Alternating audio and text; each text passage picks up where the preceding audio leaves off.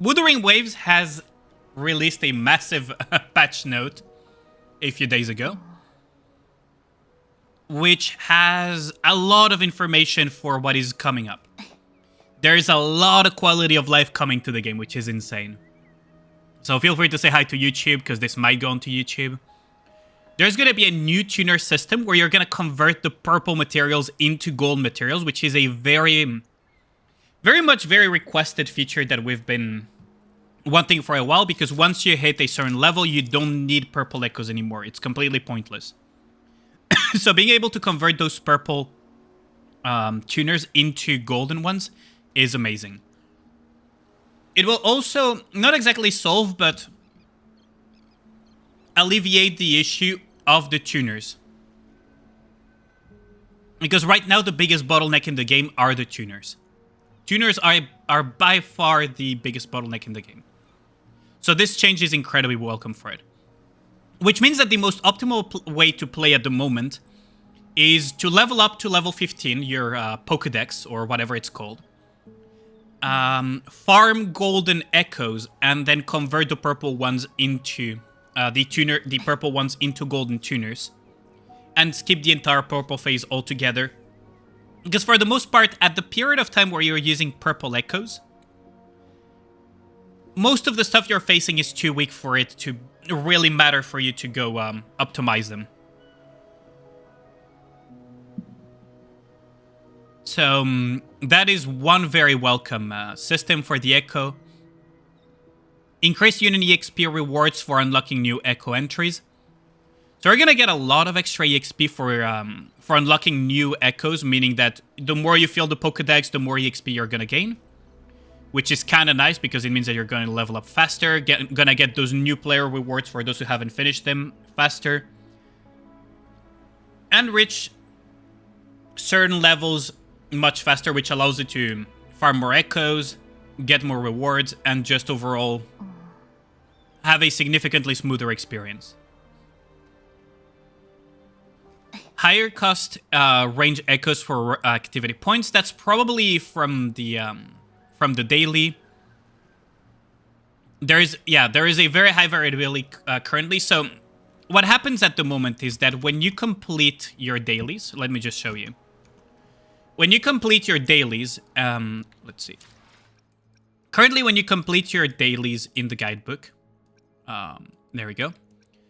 The final reward for completing your dailies can be any random echo from 1 cost to 3 cost, except boss, I think. And it can also be purple or gold.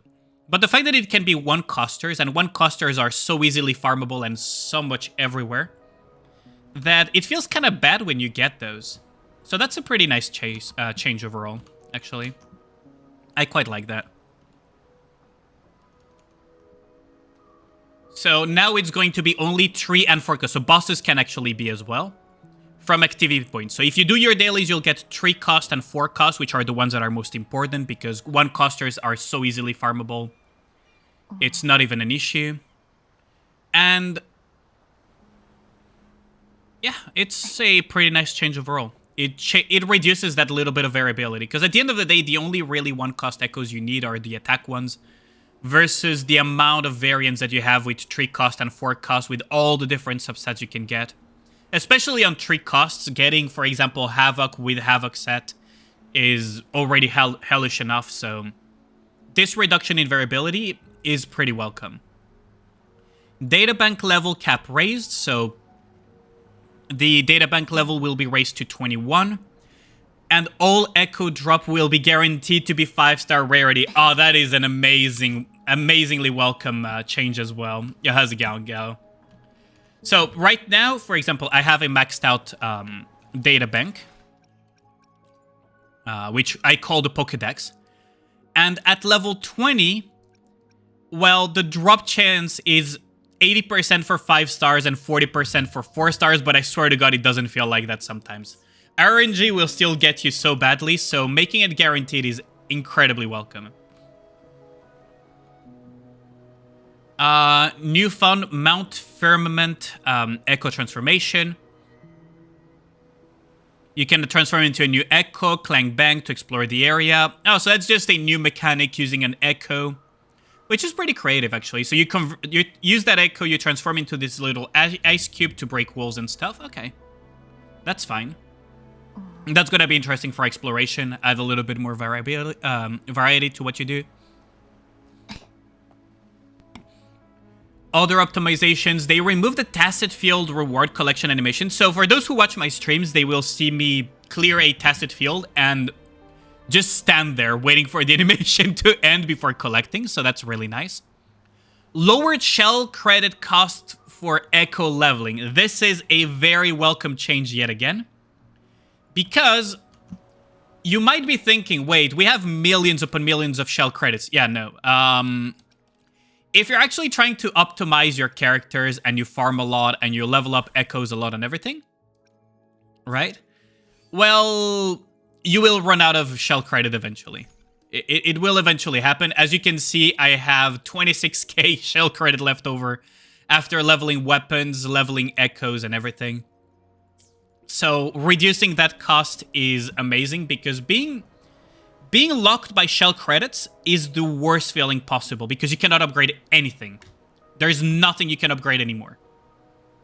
And that feels really bad. You cannot upgrade echoes, you cannot upgrade weapons, you cannot upgrade your character, you're completely locked. So this lowering of the cost is much welcome change. Simplified cruise wing challenge. We have slowed down the flying speed of the cruise wing and extended the limit to make the challenge more manageable. I'm not too sure what they mean by this. Cruise wing challenge, I would assume, is one of the event challenges. Cruise wing. I'm not too sure what they mean by the cruise wing. Chat, do you guys know what the cruise wing? It's the bird flying where you collect coins. Oh, that thing. Okay, I see. Okay. Okay. Oh yeah, because that thing flies very quickly and feels like an absolute truck to handle. Okay, that's fair enough. That's a little bit of a quality of life change. It's still manageable in its current state, but, you know, making it a little bit less annoying to handle is always a welcome addition. New events and other rewards. So a new Deathly Illusion Realm. Dreams Ablaze in Darkness with event rewards. So we're getting more Deathly Illusive Realm. I love that game mode, so I really hope that they would expand upon it, and I'm really happy that they're doing that. New mechanics such as tokens, symphony rank, and different mimetic tuning availability for you to create your own powerful build. Okay, so more relics and more stuff to play around with. And the total event rounds will be increased to 1,000 asteroids. Ooh, that's pretty good too.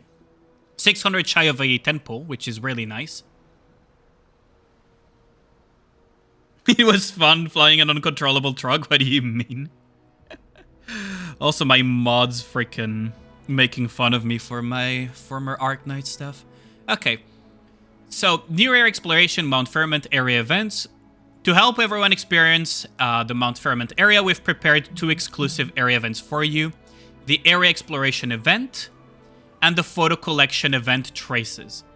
Complete this event to earn up to 800 asteroid. That's a lot. Premium resonance potions, premium sealed tubes, and more. Premium sealed tubes are very freaking welcome. That's Echo EXP. So that's very much welcome. But 800 asteroids. So that means that between these two, you already have over a little bit over a 10 pool just for playing the game, which is really welcome for free-to-plays. And probably even non-free-to-plays welcome that as well. Increased convenient item version, exchange limit, oscillation coral stone. You may redeem up to 7 of each of the following items. Radiant tides, forging tides, literal tides. Oh, so that's the coral shop. So when you pull the gacha, you will be able to trade more currency for more pulls on everything. So for example, if I were to open currently my store here, and I went into the item exchange, the only things that you can exchange once you have gotten those free pulls are essentially shell credits, crude ring, and everything. So they're increasing the amount of radiant tides, forging tide, lustrous tides that you can get, which are these pull currencies, from the oscillated coral that you get from just pulling in the gacha. So that's nice. That's even more stuff given away for free to plays. Genshin could never, am I right? And previous other special events, besides optimization and tweaks, we also bring a bunch of other cool events on your way.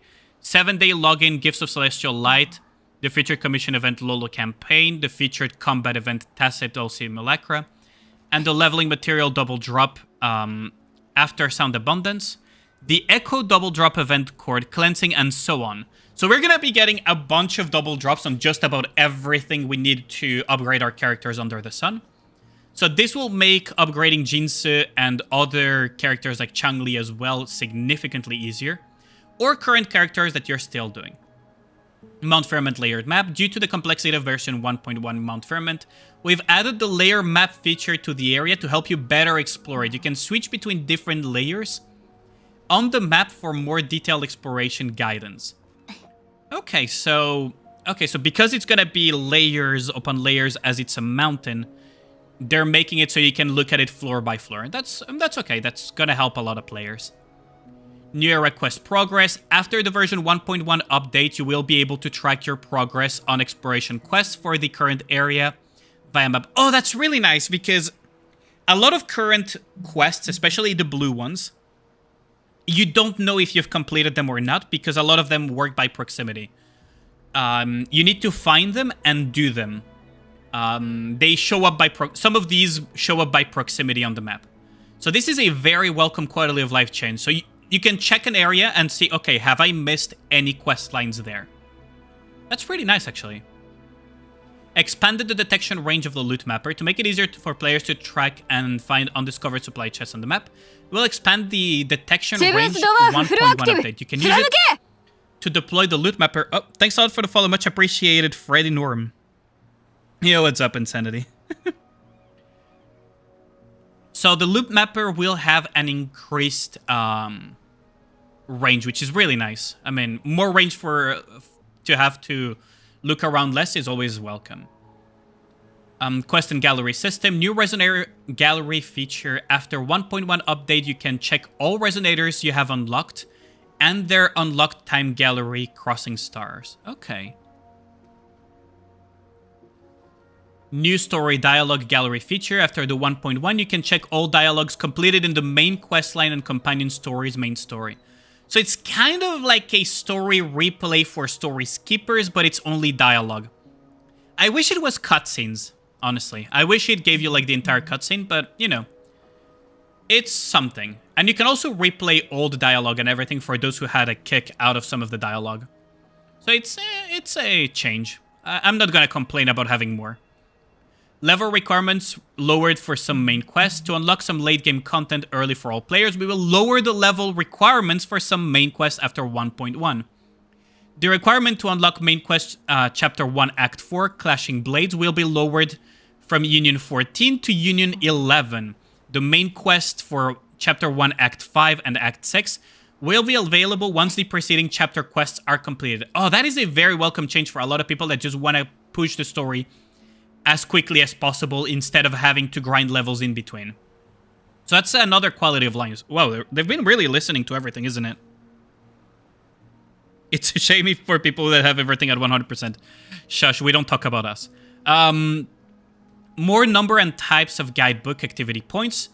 Okay, so this is basically they're adding more variety of dailies so that you can kind of choose what you want to do for your dailies. Dailies already go very quickly. I can finish them in about 10-15 minutes tops, 10 minutes even.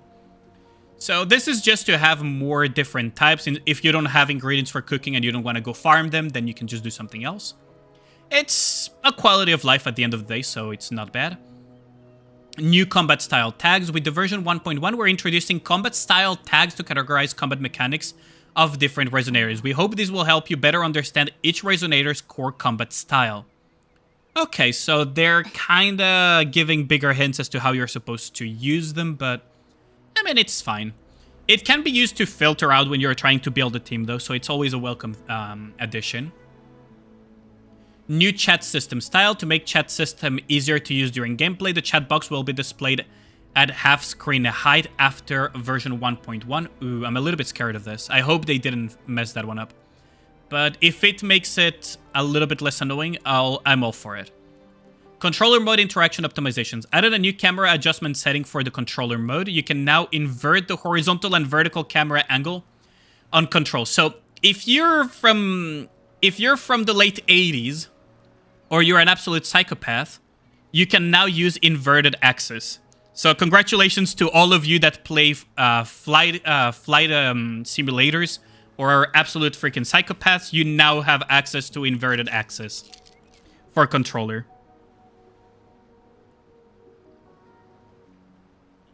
Change the controller mode shortcut key. Open chat is now open map. What? So they're remapping some of the keybinds? Enabled key remapping for certain buttons on Sony PlayStation controllers, making it more consistent with remapping options available for Xbox controllers. Okay. So quality of life change for PlayStation controllers. Got it. What about Logitech controllers like mine?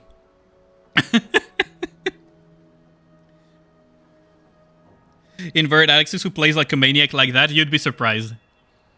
If you have any feedback or suggestions regarding the content and experience with Wuthering Waves, you can submit feedback. Okay.